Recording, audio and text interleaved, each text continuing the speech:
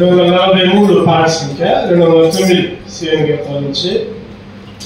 దేవుడు ఎంతవరకు కాచి కాపాడాడు. పగటిలో మేఘస్తంభంగా, రాత్రిలో అగ్నిస్తంభంగా తోడుగా ఉన్నాడు, రక్షకుడుగా ఉన్నాడు. ఆయన స్తుతించుకున్నాం. జనవరి నుంచి డిసెంబర్ మాసంలో ఇప్పటి వరకు కాచి కాపాడిన దేవుడిని స్తుతించుకున్నాం. పగటిలో మేఘ స్తంభముగా, రాత్రిలో అగ్ని స్తంభముగా, పగటిలో మేఘ స్తంభముగా, రాత్రిలో అగ్ని స్తంభముగా, సాక్షాత్తుడావుగా నుండి, సాక్షాత్తుడావుగా నుండి ప్రభువా సుఖ శాంతితో గాచితివి, సుఖ శాంతితో గాచితివి. ధన్య ధన్య ధన్య ప్రభువు, తానే రక్షణ మనకొసగే. ధన్య ధన్య ధన్య ప్రభువు, తానే రక్షణ మనకొసగే. నీ సన్నిధికి నడిపి, నీ సన్నిధికి నడిపి ప్రభువా రాత్రిలో గాచితివి, ప్రభువా రాత్రిలో గాచితివి.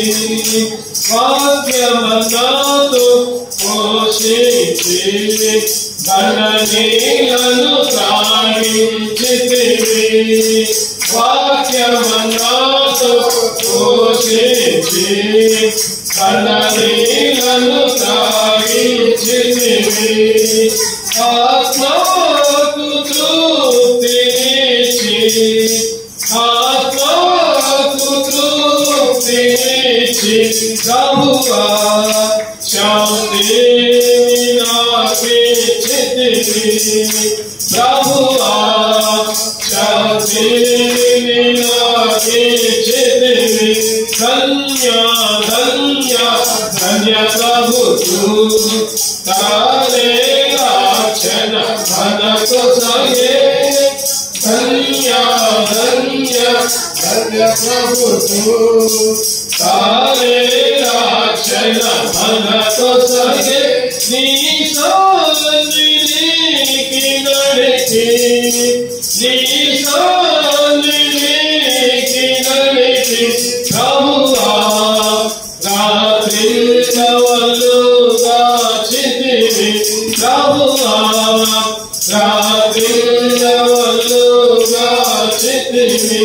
ఆత్మీయ సుందర హృదయములో, ఆత్మ ప్రాణ శరీరములో, ఆత్మీయ సుందర హృదయములో, ఆత్మ ప్రాణ శరీరములో, ఆత్మీయ జీవమొసగి, ఆత్మీయ జీవమొసగి ప్రభువా ఆత్మయుగే కొల్పితివి, ప్రభువా ఆత్మయుగే కొల్పితివి.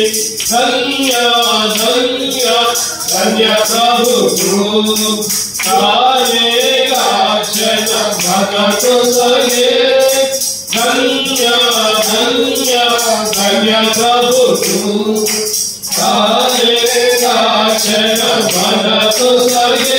నీ సన్నిధికి నడిపి, నీ సన్నిధికి నడిపి ప్రభువా రాత్రిలో గాచితివి, ప్రభువా రాత్రిలో గాచితివి.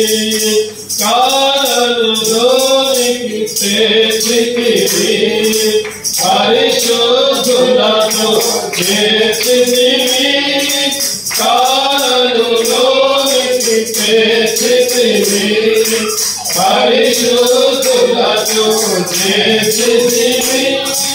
కరుణించి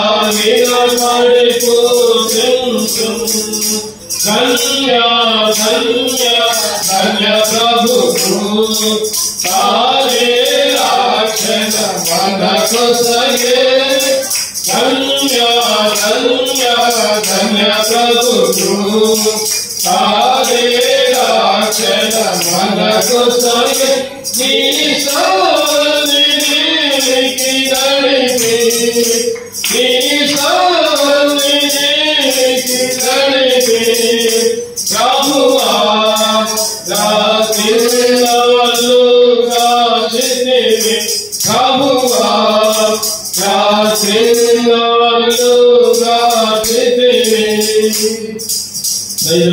స్తోత్రం. ప్రభు యేసుక్రీస్తు నామములో మరొకసారి అంతా కూడా వందనాలు తెలియజేసుకుంటున్నాం. మనందరం మన బైబిల్ పాలన పడుకుందాం. మనందరం కూడా మన బైబిల్ పాలన పడుకుందాం.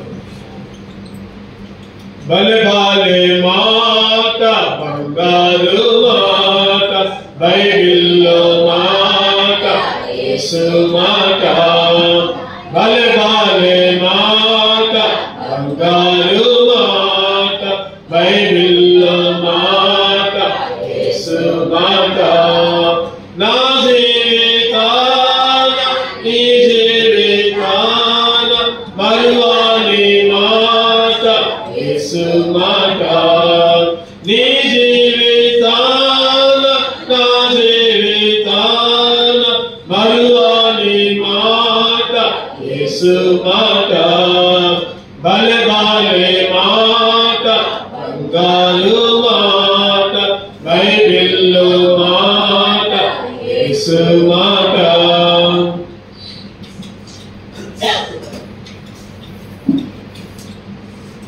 యేసుక్రీస్తు నామములో ఒకసారి మీ అందరూ కూడా వందనాలు చేసుకుంటారు.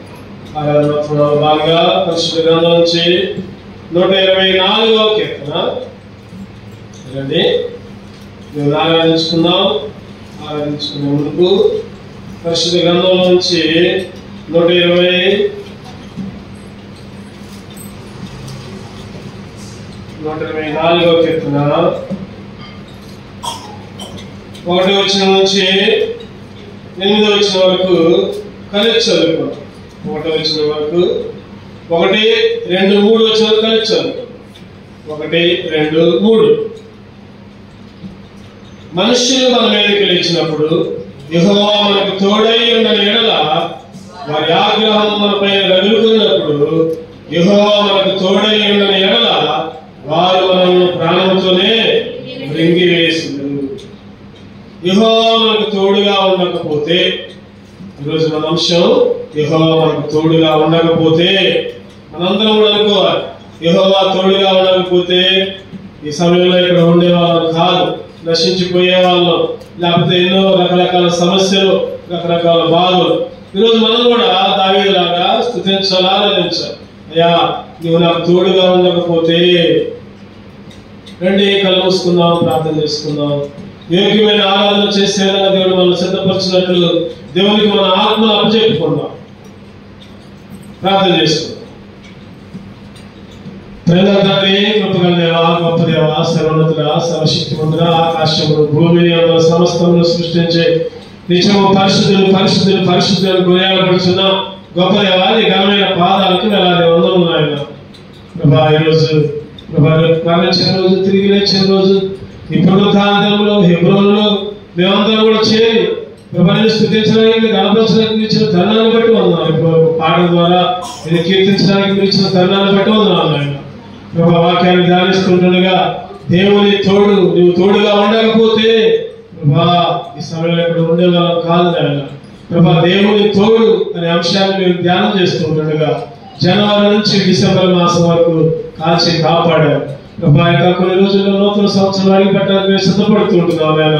ఈ సంవత్సరం అంతా మమ్మల్ని కాల్చి కాపాడారు. పగటిలో మేఘస్తంభంగా, రాత్రిలో అగ్నిస్తంభంగా ప్రతి విషయంలో కూడా మమ్మల్ని రక్షించి విమోచించి కాపాడి రాత్రి భవనంలో కూడా తోడుగా ఉండి మమ్మల్ని నడిపించిన దాన్ని బట్టి నేను స్తుతిస్తున్నాం. నిలబడేది ఆశీర్వదించిన చాటు మరుగుపరుచుకోండి, ఈ ఆత్మతో అభిషేకిస్తున్నామని ఈ సమయాన్ని నాకు మాకు ఇక్కడికి వచ్చిన ప్రతి బిడ్డకి దీవెనకరంగా ఆశ్చర్యంగా మారుస్తున్నామని సమస్త మహిమలంతా మీకు ఆరోపించుకుంటూ యేసుక్రీస్తు పరిశుద్ధులను ప్రార్థించి వేడుకొంచున్నాము తండ్రి. ఆమేన్.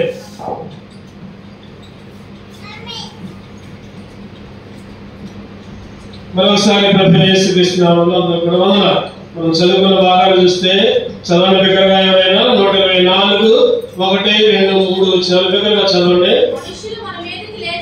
మనుష్యులు మన మీదకి లేచినప్పుడు యెహోవా మనకు తోడై ఉండని యెడల వారి ఆగ్రహము మన పై రగులుకున్నప్పుడు యెహోవా మనకు తోడై ఉండని యెడల వారు మనలను ప్రాణంతోనే మనుషులు మనకు తోడుగా ఉన్నప్పుడు, మనుషులు మన మీదకి లేచినప్పుడు అంట, తర్వాత వారి కోపం కూడా మన మీద రగులుకున్నప్పుడు, ఇంకో మాట చెప్పుకోవాలంటే సైతాను మన మీద విజృంభించినప్పుడు, సైతాను మనలో లోకంలో లాగేటప్పుడు, సైతాను మనల్ని ఈ లోకంలో కృంగదీసేటప్పుడు, మన కుటుంబ పరిస్థితుల్లో లేకపోతే మన జీవితంలో మన ప్రయాణాల్లో రాకపోకల్లో సైతాను మనల్ని తన మీదకి తన వశం చేసుకున్నప్పుడు దేవుడు మనకు తోడుగా ఉండకపోతే మనం ఎప్పుడో నశించిపోయేవాళ్ళం, ఎప్పుడో లోకంలో కలిసిపోయేవాళ్ళం, ఎప్పుడో మందిరానికి దూరంగా ఉండేవాళ్ళం, ఎప్పుడో మన ఇష్టం వచ్చిన కార్యక్రమాలు అగ్నిగుండానికి సిద్ధపడేవాళ్ళం. ఈరోజు దేవుని స్తుతించాలయా, 2024 సంవత్సరంలో చివరి నెల వరకు మాకు తోడుగా ఉన్నారు, మాకు తోడుగా ఉన్నారు, మాకు నీడగా ఉన్నారు. దేవుడు తోడుగా ఉన్న సందర్భాలు ఒక 5 లేకపోతే క్లుప్తంగా సమయానుకూలంగా ఒక 7 విషయాలు మనం ధ్యానించుకొని ఆరాధించుకోండి. ఏ సందర్భాల్లో దేవుడు మనకు తోడుగా ఉంటున్నాడు, ఏ సందర్భాల్లో తోడుగా ఉండి మనకి మేలు కలుగజేస్తున్నాడు, తోడుగా ఉండి మన పట్ల ఏమేమి కార్యాలు చేస్తూ ఉంటున్నాడు. ఆయన తోడుగా ఉండి మన జీవితంలో చాలా కార్యాలు చేస్తూ ఉంటున్నాడు. అన్నిటినీ వివరించడానికి సమయం లేదు, కానీ క్లుప్తంగా ఒక 5 నాకు సమయానుకూలంగా ఒక 7 విషయాలు ధ్యానం చేసుకుని ఆరాధన చేసుకున్నాం. మొదటిగా ఇర్మియా గ్రంథం 42:11 వచ్చిన చదవండి. ఇర్మియా 42:11. మీరు బబులోను రాజులకు భయపడుచున్నారే, అతనికి భయపడకుడి, అతని చేతిలో మిమ్మల్ని తప్పించి మిమ్మల్ని రక్షించుటకు నేను మీకు తోడై ఉన్నాను, అతనికి భయపడకుడి, అతనికి భయపడకుడి. ఇక్కడ కొన్ని సందర్భాలు చూద్దాం. దేవుడు ఏ సందర్భాల్లో మనకు తోడుగా ఉంటున్నాడు. ఈరోజు మనం రకరకాలుగా భయపడుతుంటున్నాం. సైతాను నుంచి, లోకం నుంచి దేవుడు మనతో కూడా మాట్లాడుతున్నాడు. ఆ రోజు ఇశ్రాయేలుతో కాదు, ఇశ్రాయేలుకు మాత్రమే కాదు, ఆ రోజంట బబులోను రాజుకి భయపడ్డారంట. బబులోను రాజుకు భయపడి బబులోను రాజు ఎట్లా చెబితే అట్లా చేసేవాళ్ళు. ఈరోజు మనం కూడా చాలా మంది సైతానికి భయపడి, లోకానికి భయపడి, లేకపోతే లోక ఆచారాలకు భయపడి, లేకపోతే కులాలకు భయపడి, మతాలకు భయపడి, ప్రాంతాలకు భయపడి, అధికారులకు భయపడి ఈరోజు దేవుడికి విరోధంగా ఉంటున్నాం. దేవుడు అంటున్నాడు కదా, అతనికి భయపడకుడి, అతని చేతిలో నుండి మిమ్మల్ని విడిపించి రక్షించి. ఏంటంటే మనకేమర్థం ఇచ్చింది చెప్పండి. ఈ లోకంలో వాడి చేతిలో నుండి విడిపించాడు, విమోచించాడు, ఇంకా రక్షించాడు, కాపాడాడు, ఆయన బిడ్డగా చేసుకున్నాడు. అదే ఇర్మియా 1:8 చదువుకుంటే, ఇర్మియా 1:8 చదవండి. వారికి భయపడకుము, నిన్ను విడిపించుటకు నేను నీకు తోడై ఉన్నాను. చాలు, నిన్ను విడిపించుటకు నేను నీకు తోడై ఉన్నాను. మనల్ని విడిపించడానికంట, మనల్ని విమోచించడానికంట, మనల్ని రక్షించడానికంట ఆయన మనకు తోడుగా ఉన్నాడు, ఆయన మనకు ఆశ్రయంగా ఉన్నాడు, ఆయన మన పక్కనే నుంచున్నాడు. మనకు కనపడకపోయినా సరే. 15:20 ఇర్మియా 15:20 వచ్చిన కూడా చదవండి దయచేసి. ఇర్మియా 15:20. అప్పుడు నీ ప్రజలు పడగొట్టడానికి ఇతడి ప్రాకారముగా నేను నియమించను, నిన్ను రక్షించుటకు, నిన్ను విడిపించుటకు నేను నీకు తోడై ఉన్నాను. ఇప్పుడు 3 వచ్చిన భాగాల్లో, ఈ 3 వచ్చిన భాగాల్లో దేవుడు ఎందుకు తోడుగా ఉన్నాడు మనకి? దేవుడు ఎందుకు తోడుగా ఉన్నాడు చెప్పండి. విమోచించడానికి, విడిపించడానికి, రక్షించడానికి. ఈ 3 సందర్భాలు ఈరోజు నీకు నాకు రక్షణ ఇవ్వడానికి, నీకు నాకు మందిరాన్ని ఇవ్వడానికి, నీకు నాకు దేవుని సన్నిధానం గురించడానికి, నీకు నాకు ఆయన ప్రత్యక్షతలో ఆయన ఆరాధించడానికి, స్తుతించడానికి ఆయన తోడుగా ఉన్నాడు. ఈరోజు మనం సైతాను బంధకాల నుంచి విడిపించబడ్డాం, సైతాను చేతిలో నుంచి, లోక అలవాటు నుంచి విడిపించబడ్డాం. ఒకసారంట ఒక యవనస్తుడైన కుర్రవాడు ఒక పంజరంలో ఒక చిలుకను బంధించాడంట, రామచిలుకను బంధించాడంట. ఆ రామచిలుక దొరికిందంట.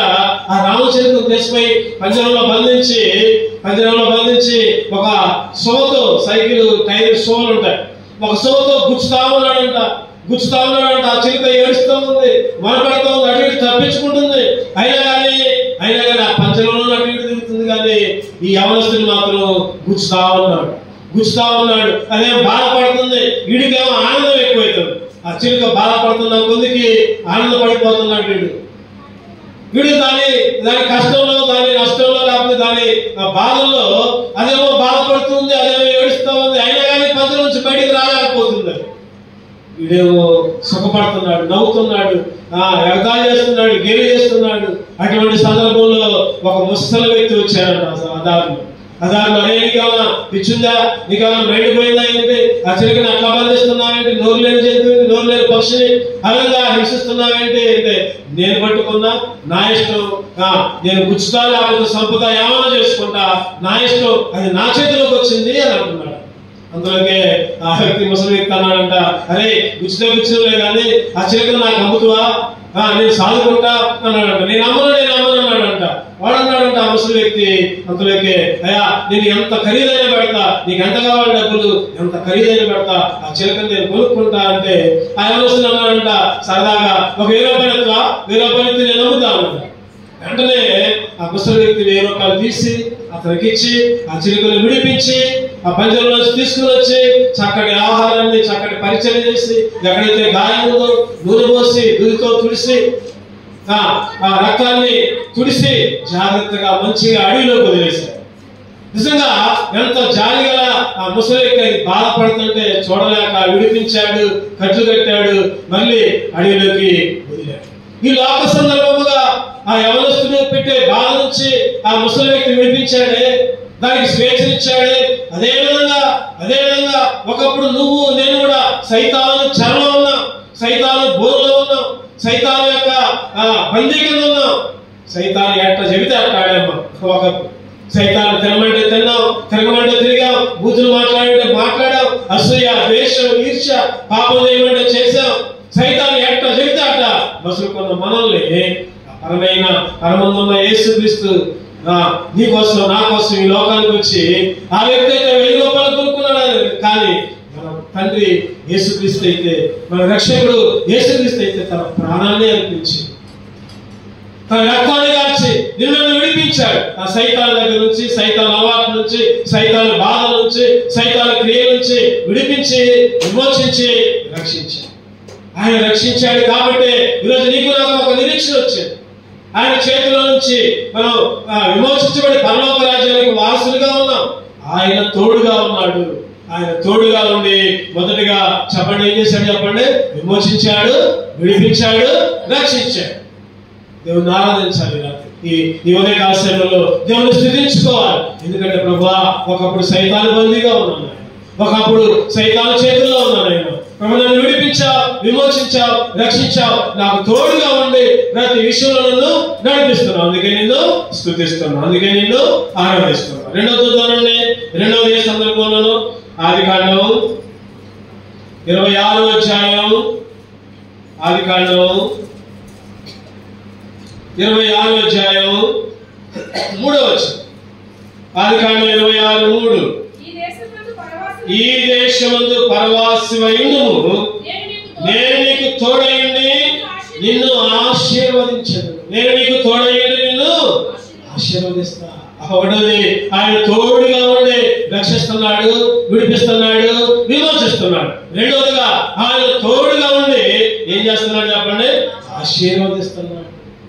ఆశీర్వదిస్తున్నాడు, దీవిస్తున్నాడు. ఆయన తోడుగా ఉండి, ఆయన తోడుగా ఉండకపోతే ఆశీర్వాదాలు లేవు. చాలా మంది అనుకుంటారు కదా, ఆశీర్వాదం అంటే ఈ లోకంలో సంపాదించుకోవడమే, ఈ లోకంలో మేడలు లేదా మంచి ఆరోగ్యంగా ఉండడమే, లేకపోతే ఈ లోకంలో అంత గొప్ప పేరు సంపాదించుకోవడమే అనుకుంటా ఉంటారు చాలా. ఈ లోకంలో ధనం ఉంటే చాలు నాకు, లేదా ఒక ఇల్లుంటే చాలు, ఒక కారు ఉంటే చాలు, లేదా ఒక బంగళా ఉంటే చాలు, లేదా కొన్ని పొలాలు ఎకరాలు. ఈ రోజుల్లో అది కాదు ఆశీర్వాదం, అది కాదు ఆశీర్వాదం. అసలైన ఆశీర్వాదం ఏంటంటే ఈ లోకంలో ఉన్నప్పుడు, ఈ లోకంలో లేకుండా చనిపోయినప్పుడు కూడా, చనిపోయిన తర్వాత కూడా, ఈరోజు మనం ఈ లోకంలో బ్రతికినప్పుడే కాదు ఆయన ఆశీర్వాదం మన మీద ఉంది. చనిపోయిన తర్వాత కూడా ఆయన ఆశీర్వాదం మన దగ్గర ఉంటుంది, మన మీద ఉంటుంది. చనిపోయిన తర్వాత కూడా పరలోక రాజ్యాన్ని దేవుడు మనకు అనుగ్రహిస్తూ ఉంటున్నాడు. అది అసలైన ఆశీర్వాదం. చాలా మందికి ఈ లోకంలోనే ఆశీర్వాదం ఉంది, కానీ చనిపోయిన తర్వాత నరకమే, అగ్నిగుండమే. కానీ ఎవరైతే యేసుక్రీస్తుని నమ్ముకున్నారో ఈ లోకంలో ఆశీర్వాదం లేకపోయినా పర్వాలా, ఈ లోకంలో ఉద్యోగం లేకపోయినా పర్వాలా, ఇల్లు లేకపోయినా పర్వాలా, లేకపోతే ఆస్తులు అంతస్తులు లేకపోయినా పర్వాలేదు, కానీ చనిపోయిన తర్వాత పరలోక రాజ్యంలో ఉండటమే అదే గొప్ప ఆశీర్వాదం. ధనవంతుడిని చూసాం మనం, చాలా సార్లు చెప్పుకుంటా ఉంటున్నాం. ధనవంతుడు ఈ లోకంలో ఎంతో దీవించబడ్డాడు. రొట్టె మొక్కలు తినుకుంటూ, వదలను బట్టలు పట్టుకుంటూ, ఇష్టం వచ్చిన రీతిలో ఉన్నాడు. లాజరును చూసాం, అడుగు తినుకుంటూ, ఏరుకుంటూ, ఆ కుళ్ళిపోయిన కుష్టి వ్యాధితో కుక్కలు లాగుతా ఉన్నాయని చెప్పుకుంటాం. చనిపోయిన తర్వాత తారుమారైంది పరిస్థితి. ఈరోజు పరలోక ఆశీర్వాదం దేవుడు మనకి ఇచ్చాడు, ఆయన తోడుగా ఉండి. అదే అధ్యాయంలో ఇంకో మాట చూసుకుందామండి. ఆదికాండం 26వ అధ్యాయం 12వ వచనం చదవండి. ఇస్సాకు ఆ దేశంలో ఉన్నవాడై విత్తనం వేసి ఆ సంవత్సరము 100 ఫలము పొందెను. యెహోవా అతన్ని ఆశీర్వదించిన కనుక ఆ మనుషుడు గొప్పవాడాయి. యెహోవా అతన్ని ఆశీర్వదించింది. దేవుని ఆశీర్వాదం ఉంటే చాలు మనకి. ఇస్సాకు గొప్పవాడైపోయాడు, 100 ఉంది. ఇస్సాకు చేసిన పరిస్థితిని బట్టి, ఇస్సాకు దేవునికి లోబడిన స్థితిని బట్టి 100 ఆశీర్వాదం దేవుడు ఈ లోకంలో అనుగ్రహించాడు, తర్వాత కూడా అనుగ్రహించాడు. ఈరోజు నీకు నాకు కూడా దేవుడు 100 ఆశీర్వాదం. మనం ఏ విధంగా దేవుడిలో ఉంటాము, దేవుడిని కలిగి ఉంటాము, దేవుడి సన్నిధిని కలిగి ఉంటాము, దేవుడిని ఆరాధిస్తున్నాము, దాని ద్వారా 100 ఆశీర్వాదం దేవుడు నీకు నాకు కూడా ఇవ్వడానికి సిద్ధంగా ఉన్నాడు, ఇస్తూ ఉంటున్నాడు. మనమే తెలుసుకోలేకపోతున్నాం. మనం ఎప్పటికీ ఈ లోకంలో అది కావాలి, నాకు ఇది కావాలని అనుకుంటాం, కానీ అసలైన ఆశీర్వాదాన్ని దేవుడు మనకి అనుగ్రహిస్తూ ఉంటున్నాడు. బైబిల్లో ఉంటుంది, సామెతల గ్రంథంలో ఒక చక్కని మాట ఉంటుంది. యెహోవా ఆశీర్వాదము, చెప్పండి, యెహోవా ఆశీర్వాదము ఐశ్వర్యం ఇచ్చింది. సామెతలు 10:22. యెహోవా ఆశీర్వాదము, చాలు, యెహోవా ఆశీర్వాదము. దానికి ఇంకో మాట ఉండొచ్చు, చదవండి. నరుల కష్టము చేత ఆశీర్వాదం ఎక్కువ. నరులు ఎంత కష్టపడేవాడా ఆశీర్వాదం ఎక్కువ కాదంట. యెహోవా ఆశీర్వాదం ఉంటే చాలు, నరులు ఎంత కష్టపడ్డా ఏమైతుందంటే, చాలా సార్లు చెప్పుకున్నాం, ఒక కొండ నిండా నీళ్ళు ఉన్నాయి, ఆ కొండ గడికి బాగా రంధ్రం ఉంది. చెప్పండి, ఎన్ని నీళ్లు పోసినా ఏమైంది?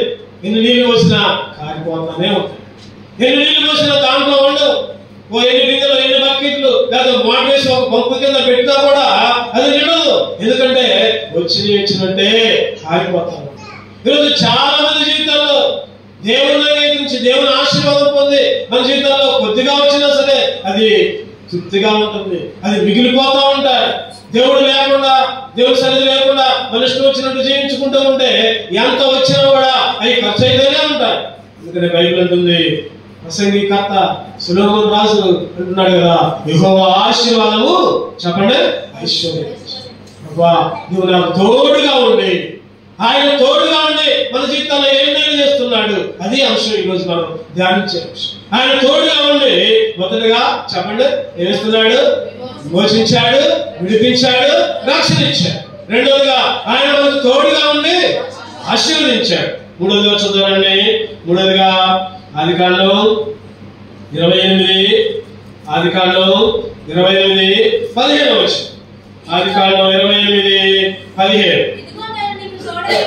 ఇదిగో నేను నీకు తోడైంది, నీవు వెళ్ళి ప్రతి స్థలమందు నిన్ను కాపాడచ్చు, ఈ దేశములకు నిన్ను మరలా రప్పించను. చాలు. ఇదిగో నేను నీకు తోడుగా ఉండి నీవు వెళ్ళు ప్రతి స్థలమందు నిన్ను కాపాడచ్చు. ఆయన ఏం చేస్తున్నాడు చెప్పండి? తోడుగా ఉండి. మూడోది ఏం చేస్తున్నాడు? కాపాడుతున్నాడు. భద్రముగా వస్తున్నాడు. ఎన్నో ప్రయాణాలు బైకుల మీద, లారీల మీద, లేకపోతే బస్సుల మీద, లేకపోతే ఆటోల మీద, లెక్కలేని ప్రయాణాలు నడిచిపోతూ కూడా ఎన్నో ప్రయాణాలు. ఆయన కంటికి ఇశ్రాయేలును కాపాడేవాడు. చెప్పండి. కునుకడు నిద్రపోడు. ఇశ్రాయేలును కాపాడేవాడు, కునుకడు నిద్రపోడు. ఆయన తోడుగా ఉండి ఏం చేస్తున్నావు అంటే కాపాడుతూ ఉన్నాడు. ఆయన తోడుగా ఉండి నిన్ను కాపాడుతున్నాడు. ఒకసారి ఆలోచించుకుంటే మన ప్రయాణాల్లో పొద్దున పోతే సాయంత్రం ఇంటికి వస్తాము అనే నమ్మకం లేదు. ఏమాత్రం కూడా గ్యారంటీ లేదు. ఎన్ని ప్రమాదాలు జరుగుతుందో మనం వార్తలు పెడితే చాలు. ఈ మధ్య మా గ్రామంలో ఒక వ్యక్తి లారీ డ్యూటీ చేస్తా ఉన్నాడు, లారీ నడుపుతా ఉన్నాడు. అనుకోకుండా ఈ మధ్యనే వాళ్ళ ఇంట్లో గృహకుడికి కూడా పెట్టుకున్నాం. ఆ వ్యక్తి మాత్రం దేవుని అంగీకరించారు. ఆ సిస్టర్లు పిల్లలు మందిరానికి క్రమంగా వచ్చేవారు. ఏమాత్రం కూడా ఆలస్యం చేసేవాళ్ళు కాదు. బుధవారం శనివారం ఉపవాసకుడిగా, లేకపోతే సంపూర్ణ రాత్రి ప్రార్థన, సిస్టర్స్ మీటింగ్, అన్ని కుడిలకు సిస్టర్ల పిల్లలు వచ్చేవాళ్ళు కానీ భర్త మాత్రం వచ్చేవాడు కాదు. లారీ డ్యూటీలో ఉండేవాడు. వచ్చినప్పుడు కూడా అన్న తర్వాత వస్తాడా అన్న నేను అడిగాను, తమ్ముడు మందిరానికి డ్యూటీలో ఉన్నప్పుడు కావాలి, డ్యూటీలో లేనప్పుడైనా రా, వచ్చి దీవెన పొందు అంటే అన్న తర్వాత వస్తాడని మొక్క చెప్పుకునేవాడు. ఏం జరిగిందంటే ఈ మధ్య వాళ్ళ ఇంట్లో గృహకుడికి పెట్టారు చివరి నెల కాబట్టి. పెట్టుకున్న తర్వాత పెద్ద యాక్సిడెంట్ అయింది. లారీ గృహకుడితో పెట్టుకున్న తర్వాత జరిగింది ఆ యాక్సిడెంట్. మామూలుగా కాదు, పోయి ఒక చెట్టుకి గుద్దడం జరిగింది. లారీ మొత్తం పాడైపోయింది. అన్ని ఇంజిన్ దెబ్బలు. కానీ ఆశ్చర్యకరంగా ఒక్క చిన్న దెబ్బ కూడా తగలదు. ఆ డ్యూటీలో ఆ క్లీనర్కి మాత్రం కాలికి, డ్రైవర్కి మాత్రం చిన్న దెబ్బ కూడా. ఒక్కసారి ఫోన్ చేశాడు, అన్నా ఇట్లా జరిగిందన్నా, దేవుడు నన్ను కాపాడన్నా. దేవుడు నిన్ను కాపాడింది ఎందుకంటే నువ్వు రక్షణ పొందాలని, నువ్వు మారు మనసు. ఈరోజు చాలా పరిస్థితులు ఉన్నాయి, చాలా భయంకరమైన పరిస్థితులు ఉన్నాయి. రకరకాల ప్రమాదాలు. బయటికి పోతే నడుచుకుంటూ పోయినా కూడా వెనక నుంచి వచ్చి గుద్ది చనిపోయిన సందర్భాలు చాలా ఉన్నాయి. మనం కరెక్ట్ గానే పోతున్నాం. వెనక నుంచి గుద్దితే మనం ఏం చేయలేదు. అటువంటి పరిస్థితుల్లో దేవుడు ఏం చేస్తున్నాడంటే తోడుగా ఉండి కాపాడుతున్నాడు. మరొక రోజు మనం బ్రతుకుతున్నామంటే అసలు ఆయన స్థుతించడానికి కారణాలు అక్కర్లా. నాకు అది చేసిండు, నాకు ఇది చేసిండు, నాకు ఆమె చేసిండు అని అవన్నీ అక్కర్లా. ఈ రోజు మనం సజీవంగా ఉండి దేవుని మందిరంలో గడుపుతున్నామంటే చాలు. ఆయన కాపాడాడు కాబట్టి ఆయన భద్రతలు. అందుకనే కోడి తన రెక్కల కింద ఏ విధంగా పిల్లల్ని భద్రపరుస్తుందో దేవుడు తన రెక్కల కింద నన్ను కాపాడుతూ ఉన్నాడు. బైబిల్ చెప్తుంది. ఈరోజు ఆయన కొనుక్కోకుండా, నిద్రపోకుండా కంటి పాప కన్నుగుడ్డుని ఏ విధంగా కాపాడుతుందో ఆ విధంగా నిన్ను కాపాడుతున్నాడు. ఆయన తోడుగా ఉంది. ఈరోజు మనం దేవుని ఆరాధించుకోవాలి. ప్రభా నువ్వు నాకు తోడుగా ఉన్నావయ్యా, నువ్వు నాకు తోడుగా ఉండి విడిపించావు, విమోచించావు, రక్షించావు. రెండోదిగా ప్రభా నువ్వు నాకు తోడుగా ఉండి ఆశీర్వదించావు. నాయన నీ ఆశీర్వాదం నా మీద ఇచ్చావు, నా కుటుంబం మీద ఇచ్చావు. మూడోదిగా నువ్వు నాకు తోడుగా ఉండి ప్రతి నిమిషం నిన్ను కాపాడుతున్నావు. నాలుగో చూద్దామండి. నాలుగో విషయం ఆదికాండం 32వ అధ్యాయం. ఆదికాండం 32 12వ వచనం చదవండి. నీవు నేను నీకు తోడై నిశ్చయముగా మేలు చెలించు విస్తారమున లెక్కింపలేని సముద్రపు ఇసుక వలె నీ సంతానము విస్తరించదు. నీవు నాకు తోడుగా ఉండి, ఆయన అంటున్నాడు నేను నీకు తోడుగా ఉండి నిశ్చయముగా. చెప్పండి ఏం చేస్తున్నాడంట? మేలు చేస్తున్నాడు. ఏం చేస్తున్నాడంటే మేలు చేస్తున్నాడు. ఆయన ప్రతి కీడు నుంచి తప్పిస్తుంటున్నాడు. మన జీవితంలో, మన కుటుంబాలలో, మన పిల్లల విషయంలో, మన ఉద్యోగాల్లో, మన పనుల్లో, ప్రతి విషయంలో కూడా ఆయన మేలు చేసే దేవుడు. ఆయన మేలు చేస్తున్నాడు. ఆయన తోడుగా ఉండి మేలు చేస్తున్నాడు. అందుకని దావీదు గారు అంటున్నారు, దావీదు విషయంలో ఎన్నో మేలు, ఎన్నో ఉపకారాలు. 102వ కీర్తన 103వ కీర్తన, నీవు చేసిన ఉపకారాలకి నేను ఏమి చెల్లించగలను. విరిగి నలిగిన హృదయంతో నిన్నే. చదవాలన్న మాట కీర్తనలు 103 చదవాలన్న మాట. నీవు చేసిన ఉపకారాలకి నేనేమి చెల్లించునయ్యా అని అనుకుంటుంది. 103:1 వచ్చిన చదవండి.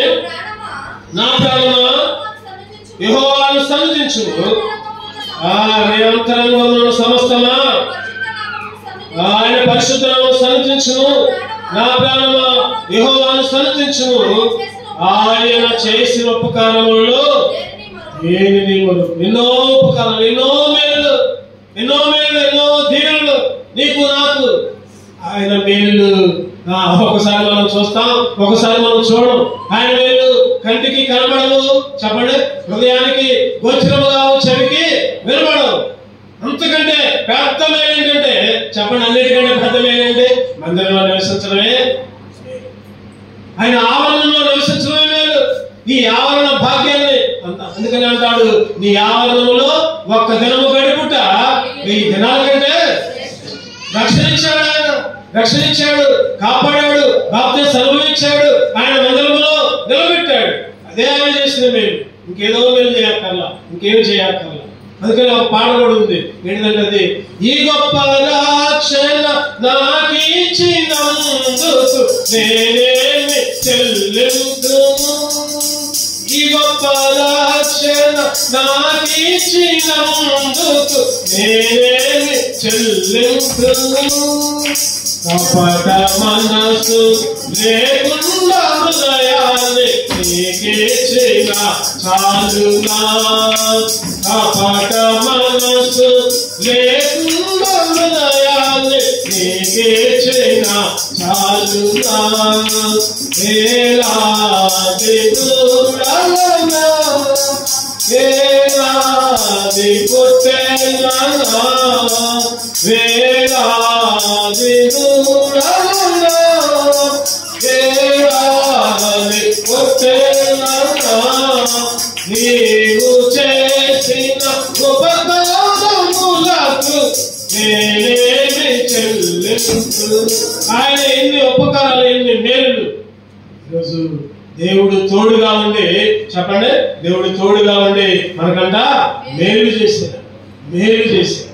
ఎన్నో మేలు మన కుటుంబాల్లో, మన పిల్లల చదువుల్లో, మన పిల్లల ఆరోగ్య విషయాల్లో, మన పిల్లల ప్రయాణాల్లో. ఈరోజు నీకే కాదు, నీ కుటుంబానికి, నీ పిల్లలకి, నీ తల్లిదండ్రులకి, నీ బిడ్డలకి, ప్రతి విషయంలో నీ ఇంటికి ఎన్నో మేలు. ఆ మేళ్ళకి ఆయన స్తుతించాలి, ఆ మేలు చేసిన విధానాన్ని బట్టి ఆయన ఆరాధించాలి. అందుకనే అపోస్తల కార్యాల్లో కూడా ఒక మాట ఉంటుంది, 10వ అధ్యాయం అపోస్తల కార్యాలు 10వ అధ్యాయం ఒక మాట ఉంటుంది, చూద్దామండి. ఒక మాట ఉంటుంది, 38. అదేవిధంగా దేవుడు నజరేయుడైన యేసును పరిశుద్ధాత్మతోను శక్తితోను అభిషేకించినదే. దేవుడు ఆయనకు తోడైండెను కనుక ఆయన మేలు చేయుచు అపవాది చేత పీడింపబడిన వారందరినీ స్వస్థపరచుచు సంచరించుచుండెను. పేతురు గురించి రాయబడింది. దేవుడు మేలు చేస్తున్నాడు, పేతురు కూడా అందరికీ మేలు చేస్తున్నాడంట. యేసుక్రీస్తు గురించి ప్రకటిస్తున్నాడంట. యేసుక్రీస్తుని పరిశుద్ధాత్మ శక్తితో అభిషేకించాడు. ఈరోజు నిన్ను నన్ను కూడా మేలు చేసే వాళ్ళుగా, ఆయన మనకి మేలు చేయడమే కాదు, నిన్ను కూడా మేలు చేసే వాళ్ళుగా సిద్ధపరుస్తూ ఉంటున్నాడు. అందుకే ఆయన ఆరాధించాలి, అందుకే ఆయన్ని స్తుతించాలి. 5వదిగా చూద్దామండి. 5వదిగా దేవుడు తోడుగా ఉండి ఇంకేం చేస్తున్నాడు? ఆదికాండం 39:2 ఆదికాండం 39:2 యెహోవా యోసేపునకు తోడైన కనుక అతడు వర్ధిల్లుచు తన యజమానులకు ఆ ఐగుప్తీయుని ఇంట ఉండెను. అతడు వర్ధిల్లుచు. ఎవరికి తోడుగా ఉన్నాడు చెప్పండి? యోసేపుకు తోడుగా ఉన్నాడు. యోసేపుకి తోడుగా ఉన్నాడు. యెహోవా యోసేపుకు తోడుగా ఉంటూ ఈరోజు ఆయన తోడుగా ఉంటున్నారా? వర్ధిల్లే స్వభావం, వర్ధిల్లుతున్నాం.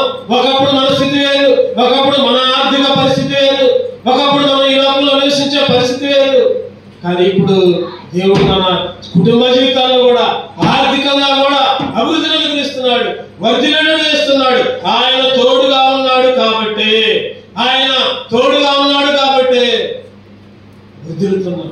చెప్పండి, ఒకప్పుడు యోసేపు పొతీఫరుకు దాసుడు, పొతీఫరు ఇంట్లో పన్నాడు. దేవుడు తోడుగా ఉన్నాడు కాబట్టి పొతీఫరుకే ప్రధానమంత్రిగా దేవుడు ఎన్నుకున్నాడు. పొతీఫరుకు దాసుడైనోడు, పొతీఫరు ఇంట్లో పనిచేసినోడు పొతీఫరుకే కాదు, ఆ ఇశ్రాయేలు దేశానికి లేకపోతే ఐగుప్తు దేశానికి ప్రధానమంత్రిగా ఎన్నుకోబడ్డాడు. ఎంత వర్ధిల్లించాడంటే దేవుడు. అందుకని బైబిల్ ఒక మాట ఉన్నది, దావీదు అంతకంతకు బలం పొందెను, సౌలు అంతకంతకు క్షీణించును. 2 సమూయేలు చూద్దాం అన్నమాట, చక్కటి మాట. 2 సమూయేలు చూద్దారండి. దావీదు అంతకంతకు వర్ధిల్లిన అనే మాట, బలం పొందిన అనే మాట ఉంటుంది. 2 సమూయేలు చూద్దారండి. 2వ అధ్యాయం అంటే 2 సమూయేలు 3వ అధ్యాయం 1వ వచనం, 254 పేజీ నంబర్. సౌలు కుటుంబీకులకును దావీదు కుటుంబీకులకును బహుకాలం యుద్ధము జరగగా దావీదు అంతకంతకు ప్రబలను. సౌలు కుటుంబం అంతకంతకు, చూడండి ఎంత చక్కటి మాట. దావీదు కుటుంబం అంటే అంతకంతకు ప్రబలిందంట.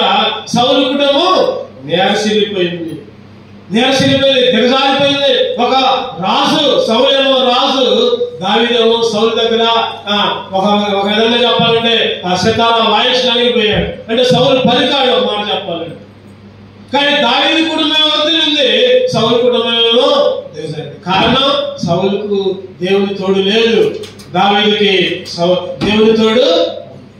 ఈరోజు దేవుడు నీ జీవితంలో, నా జీవితంలో కూడా, మన కుటుంబ జీవితాల్లో, మన పిల్లల చదువుల్లో కూడా దేవుడు అంతకంతకు వర్ధిల్లిస్తున్నాడు. వర్ధిల్లే భాగ్యం, ప్రబలే భాగ్యం, దీవించబడే భాగ్యం, దేవుడి దీవెన పొందుకునే కుటుంబంగా మన కుటుంబాలను దేవుడు సిద్ధపరుస్తున్నాడు. దేవుడు తోడుగా ఉండి, చెప్పండి. ఒకటోది మళ్ళీ ఒకసారి గుర్తు చేసుకున్న ఒకటోది, ఆయన తోడుగా ఉండి విమోచించాడు, విడిపించాడు, రక్షించాడు. చెప్పాలని చెప్పాలి. తెలుసు. 2వది, ఆయన తోడుగా ఉండి ఆశీర్వదించాడు. 3వది, ఆయన తోడుగా ఉండి కాపాడాడు. 4వది, ఆయన తోడుగా ఉండి మేలు చేశాడు. 5వది, ఆయన తోడుగా ఉండి వర్ధిల్లేటట్టు చేశాడు. ఆ రోజు కూడా చూసుకున్నాడు. ద్వితీయోపదేశకాండం 2వ అధ్యాయం 7వ వచనం. ద్వితీయోపదేశకాండం 2వ అధ్యాయం 2వ అధ్యాయం 7వ వచనం. నీ చేతుల పనులన్నిటిలోనూ నీ దేవుడైన యెహోవా నిన్ను ఆశీర్వదించును. ఈ గొప్ప అరణ్యంలో నీవు ఈ 40 సంవత్సరములు సంచరించిన సంగతి ఆయన ఎరుగును.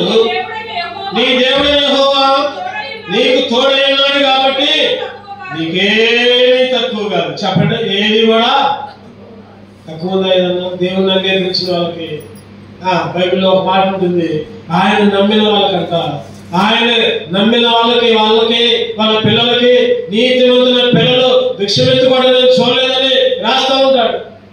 ఈరోజు నీతిగా ఉంటే, ఈరోజు యథార్థంగా ఉంటే, దేవుడు తోడుగా ఉంటే మనం కానీ మన సంతానం కానీ దీవించబడుతుంది. మన సంతానాలు లేకపోతే మన తల్లిదండ్రులు రక్షణ పొందితే ఆ రక్షణ నీకు, నాకు, మన పిల్లలకు కూడా. ఈరోజు నువ్వు రక్షణ పొందితే నీకు కుటుంబానికి కాదు, నీ కుటుంబానికి, నీ పిల్లలకి, నీ పిల్లల పిల్లలకి దీవెనకరంగా, ఆశీర్కరంగా మారుతూ ఉంటుంది. ఏది తక్కువగా, ఏది, ఎంత గొప్ప మాటలు చూడండి, ఏది తక్కువగా, నాకు తక్కువ, ఇది తక్కువ అని అనుకోకూడదు. ఏది తక్కువ కాకుండా ఆ రోజు ఇశ్రాయేలీయులు కానానుకు పోయేటప్పుడు ఎన్నో సంవత్సరాల ప్రయాణంలో ఉన్నారు. విడిపించాడు ఆయన ఎర్ర సముద్రం నుంచి. ఆకలైతే దాహం, లేకపోతే ఆకలైతేనేమో మన్నాను కురిపించాడు, దాహం అయితే బండ నుంచి నీళ్ళు తెప్పించాడు. కాలినడకలో 40 సంవత్సరాలు కాచి కాపాడాడు. ఏది తక్కువ కాకుండా, వస్త్రాలు చెరగలేదంటే, చెప్పులు అరగలేదని మనం చదువుకుంటా ఉంటాం. 40 సంవత్సరాలు పోషించాడు. పాడబడుకుందాం. ఏంటిదా పాట? పగటిలో మేఘస్తంభంగా, రాత్రుల్లో అగ్నిస్తంభంగా. ఏది తక్కువ కాదు. ఆయన ఆశ్రయిస్తే దేవుడు తోడుగా ఉంటే ఏది తక్కువగా. అందుకని నెహెమ్యా ప్రవక్త రాస్తూ ఉంటున్నాడు ఒక మాట చూద్దామండి. నెహెమ్యా గ్రంథం 9వ అధ్యాయం 21 వచ్చిన చక్కటి మాట రాయబడి ఉంటుంది అక్కడ. Nehemiah 9:21 409 page number 408. నిజముగా అరణ్యంలో ఏమీ తక్కువ కాకుండా 40 సంవత్సరాలు వారిని పోషించుకుని వారి వస్త్రంలో పాతగిరిపోలేదు, వారి కాళ్ళకు వాళ్ళ వస్త్రాలు పాతగిలేదంట. ఎప్పుడు చూసినా ఉతుక్కున్న వస్త్రాలు లాగానే ఉన్నాయి, తెల్లటి వస్త్రాలు లాగానే ఉన్నాయి. వాళ్ళ కాళ్ళు కూడా వాయిలా మనం 1 కిలోమీటర్ నడిస్తే చాలు, 2 కిలోమీటర్లు నడిస్తే చాలు, ఇక ఆ రోజు కూలబడతాం. ఇంటికి వచ్చి నా కాళ్ళ నొప్పులను కూలబడతాం. ఆ రోజు 40 సంవత్సరాల నడకలో ఏది తక్కువ కాకుండా, ఏది వారి వస్త్రాలు పాతగిలేదు, వారి కాళ్ళు కూడా. వాళ్ళకి ఉదయాన్నే టిఫిన్, మధ్యాహ్నం భోజనం, సాయంత్రం భోజనం, మంచి మంచి ఆహారం. అక్కడ చెప్పండి ఎంతమంది అక్కడ దగ్గర 6 లక్షల మంది పురుషులనే చదువుకుంటూ ఉంటున్నాం. దగ్గర పిల్లలు, భార్యలు, స్త్రీలు అందరూ కలుపుకుంటే ఒక భక్తులు అన్నట్టుగా 30 లక్షల మంది దాకా ఉంటారు. ఆ 30 లక్షల మందికి పొద్దున్నే టిఫిన్. మన ఇంట్లో ఒక 5గురు వస్తే చాలు ఇంటికి చుట్టాలి. పొద్దున్నే టిఫిన్ చేయాలన్నా, వాళ్ళకి భోజనం సిద్ధపరచబడాలన్నా ఎంతో కష్టపడిపోతాం. ఒక్కొక్కరు 4 ఇడ్లీలు తిన్నారు అనుకోండి, 5గురు 20 ఇడ్లీలు తిన్నారు. మరి 3 లక్షల మంది, 30 లక్షల మంది, వాళ్ళకి కనీసం ఒక్కొక్కరు తక్కువ 4 ఇడ్లీలు తిన్నా మరి ఎన్ని ఇడ్లీలు చేయాలి, దానికి ఎంత ఆహారం పెట్టాలి? ఆ రోజుల్లో ఇడ్లీలు ఉన్నాయో లేవో కానీ ఉదాహరణలు చెప్పుకుంటున్నాం. నిజంగా వాళ్ళని పోషించాడు దేవుడు. దేవుడు తోడుగా ఉండి, దేవుడు తోడుగా ఉండి ఏది కూడా ఆ రోజే కాదని అన్నాం. ఈ రోజు కూడా నా జీవితంలో నాకు ఏది తక్కువ కాకుండా పోషిస్తున్నాను, ఏది తక్కువ కాకుండా. అందుకనే మనం ఈరోజు ఆరాధించాలి. చివరిగా 7వ చూద్దామండి. చివరిగా 7వ చూసుకుందాం. 2వ రాజులు 18వ అధ్యాయం 2వ రాజులు 18:7 వచ్చింది చదవండి. 325వ పేజీ. కావున యెహోవా అతనికి తోడుగా ఉండను, తాను వెళ్ళిన చోటునల్లా అతడు జయం పొందును. తాను వెళ్ళిన చోటునల్లా ఎక్కడికి పోతే అక్కడ చెప్పండి జయం పొందాడు, విజయం పొందాడు. ఎవరి గురించి రాయబడింది ఇక్కడ? హిజ్కియా రాజు గురించి. ఎక్కడికి పోయినా కూడా కారణం, ఆయన విజయం పొందడానికి కారణం, ఆయన గెలవడానికి కారణం, ఓడిపోకుండా కారణం ఏంటంటే దేవుడు తోడుగా ఉన్నాడు కాబట్టి. దేవుడు తోడుగా ఉన్నాడు కాబట్టి విజయం ఇచ్చాడు. ఈరోజు నీకు నాకు కూడా విజయం ఇచ్చాడు. చెప్పండి ఎవరి మీద గెలిపొందాం? మనం ఎవరి మీద గెలిపొందాం? సైతాన్ మీద గెలిపొందాం, లోకం మీద గెలిపొందాం, లేకపోతే అబద్ధాల మీద గెలిపొచ్చింది, లేకపోతే చెడ్డ చూపుల మీద. ఒక రకంగా చెప్పాలంటే పాపం మీద విజయాన్ని పొందినట్టు నిర్ణయం చేశాడు దేవుడు. పాపం మీద ఈ లోకంలో ఇంకా దేని మీద గెలిచినా కానీ పాపం మీద ఓడిపోయే వాళ్ళు చాలా మంది ఉన్నారు. పాపానికి బానిసలుగా ఉండేవాళ్ళు, పాపాన్ని గమనించే స్థితిలో ఉండేవాళ్ళు చాలా మంది ఉన్నారు. ఈరోజు అన్నిటికంటే ముఖ్యంగా పాపం మీద, సైతాన్ మీద, లోకం మీద, ఆచారాల మీద ఈరోజు మనం గెలుపొందాం కాబట్టి ఈ సన్నిధిలో కూర్చున్నాం, ఈ సన్నిధిలో ఆయన ఆరాధిస్తున్నాం. అదే ఓడిపోయి ఉంటే మనం కూడా ఎలా దగ్గర ఉండేవాళ్ళమే, ఓడిపోయి ఉంటే మనం కూడా దేశంలాగా ఉండేవాళ్ళమే, మనం కూడా దేవుడికి వ్యతిరేకంగా ఉండేవాళ్ళమే.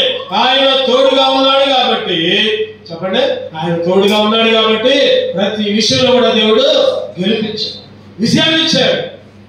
ఈరోజు దేవుని స్తుతించాలి, దేవుని ఆరాధించాలి. ప్రభా నువ్వు నాకు తోడుగా ఉన్నావు, నువ్వు నాకు తోడుగా ఉండి 7 అంతల ఆశీర్వాదం, 7 అంతల దీవెన, 7 అంతల మేలు నా జీవితంలో అనుగ్రహించాను. అందుకే నేను స్తుతిస్తున్నాను, అందుకే నేను ఆరాధిస్తాను. అటువంటి ఆరాధన చేసే బిడ్డగా దేవుడు మనల్ని సిద్ధపరుచును గాక.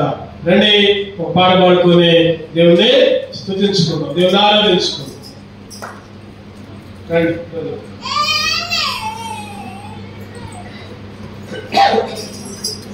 శీల గీతాల్లో చివరిలో ఉంటుంది ఒక పాట, 12వ పాట. చివరిలో కొత్తగా చేర్చబడిన పాటల్లో ఉంటుంది ఒక పాట, వేవేల స్తుతులతో ఆరాధించిన ప్రభు అని పాడబడుతుంది. కొత్త పుస్తకాల్లో మాత్రం ఉంటుంది, పాత పుస్తకాల్లో ఉండదు. చివరిలో 12వ పాట ఉంటుంది. చివరి గీతాల నుంచి పాట సంఖ్య 12.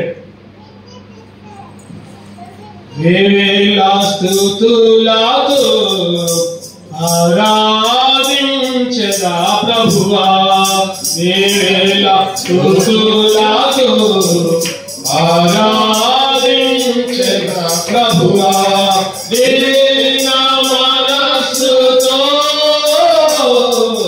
నిన్నే కొలుతున్నయ్యా, మనస్సుతో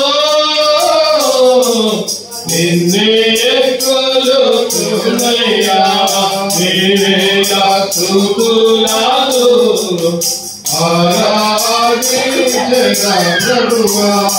నే ఘోర పాపిని అయ్యుండగానే నా కొరకై క్రీస్తు ఈ భూమి కరుణించే, నే ఘోర పాపిని అయ్యుండగానే నా కొరకై క్రీస్తు ఈ భూమి కరుణించే, నన్ను రక్షించుటకై శిలువలో మరణించే, నన్ను రక్షించుటకై శిలువలో మరణించే, తన రక్తముతో నా పాపము కడిగి, తన రక్తముతో నా పాపము కడిగి, వేవేలా స్తుతులతో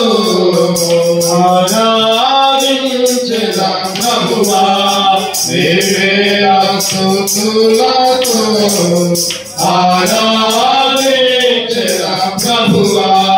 నీ హృదయములో కలవరపడనీయక నీ కొరకు నేను స్థలము సిద్ధపరచ, నీ హృదయములో కలవరపడనీయక నీ కొరకు నేను స్థలము సిద్ధపరచ, వెళ్ళుచున్నాననిగా నా యేసు ప్రభువా, వెళ్ళుచున్నాననిగా నా యేసు ప్రభువా, వాగ్దానములు ఇచ్చిన ప్రభువా, వాగ్దానములు ఇచ్చిన ప్రభువా, వేవేలా స్తుతులతో